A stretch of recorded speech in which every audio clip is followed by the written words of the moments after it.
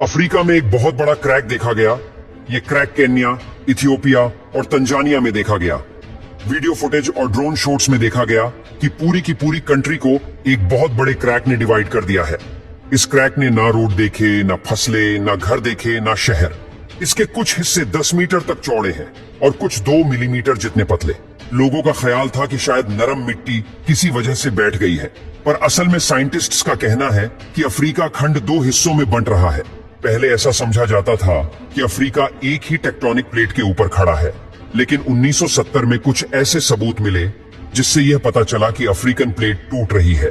Geologist को पहले से इसकी खबर थी, लेकिन उनको यह नहीं मालूम था कि यह इतना जल्दी हो जाएगा। तो अब सवाल उठता है कि क्या अफ्रीका वाकई में 2 हिस्सों में बंट रहा है, जैसा कि करोड़ों साल पहले साउथ अमेरिका इससे अलग हुआ था? इसका जवाब अभी तक किसी के पास नहीं है। इसमें कोई शक नहीं कि ईस्ट अफ्रीका की टेक्टोनिक प्लेट का बहुत बड़ा हिस्सा टूट चुका है, रेड सी से लेकर मोजाम्बिक तक, और यह हर साल करीब 6 मिलीमीटर तक अफ्रीका खंड से दूर हो रहा है। यह भी हो सकता है कि यह पूरा हिस्सा अलग होकर एक आइलैंड बन जाए, या फिर इसके बीच रेड सी की तरह कोई नया ओशन नमूदार हो जाए, या फिर यह प्रोसेस यहीं पर ही रुक जाए। साइंटिस्ट का ख्याल है कि जो कुछ भी होगा इसको करीब 5 करोड़ साल लग जाएंगे, आगे चलकर जो भी हो। पर आज हम इस प्रोसेस के यानी खंडीय प्रवाह को देख सकते हैं। अफ्रीका की गहराई में सिर्फ तबाह हुई ताकतें ही नहीं, बल्कि पूरी दुनिया में पाए जाने वाले नेचुरल रिसोर्सेज का 1/3 हिस्सा भी मौजूद है।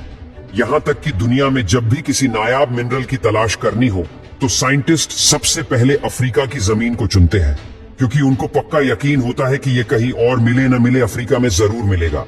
मिसाल के तौर पे कोलंबाइट टेंटलाइट एक ऐसा मेटल है जो आजकल इलेक्ट्रॉनिक्स को बनाने में काम आता है। इसको अक्सर कोल्टन भी कहा जाता है। इसकी खास बात यह है कि इसको जंग नहीं लगता और इसका मेल्टिंग पॉइंट भी काफी ज्यादा होता है। इस मेटल से कैपेसिटर बनाए जाते हैं जो आजकल हर इलेक्ट्रॉनिक डिवाइस में इस्तेमाल होते हैं। इस मेटल के 80% रिजर्व्स अफ्रीका में ही पाए जाते हैं। इसी तरह एल्यूमिनियम की प्रोडक्शन में इस्तेमाल होने वाला बॉक्साइट भी अफ्रीका में ही पाया जाता है। और तो और दुनिया का सबसे कीमती जेमस्टोन डायमंड भी सबसे ज्यादा अफ्रीका में ही माइन होता है। ये सब कुछ अफ्रीका के नेचुरल रिसोर्सेज का सिर्फ एक छोटा सा हिस्सा है। अफ्रीका की बात हो तो सहारा डेजर्ट पर बात किए बिना टॉपिक खत्म नहीं होता। सिर्फ सहारा के अंदर ही इतने राज छुपे हैं जो अकेले ही पूरे अफ्रीका का मुकाबला कर सकते हैं। यहाँ मौजूद एक ऐसा स्ट्रक्चर जिसको स्पेस से देखा जाता है, 40 किलोमीटर बड़ा ये गोल निशान जिसको आयुफ सहारा और रिचर्ड स्ट्रक्चर भी कहा जाता है। इसके नीचे कौन सा राज छुपा है? किंग तूतनखामुन के नेकलेस का अनोखा पत्थर जो पूरी दुनिया में कहीं नहीं मिला, वो सिर्फ सहारा के बीचों बीच पाया गया था। सहारा से पहले यहाँ क्या होता था और कैसे यह इतने बड़े रेत के समंदर में बदल गया, वह भी सिर्फ अफ्रीका के नॉर्थ में, जबकि बाकी पूरा अफ्रीका हरा भरा और ट्रॉपिकल है।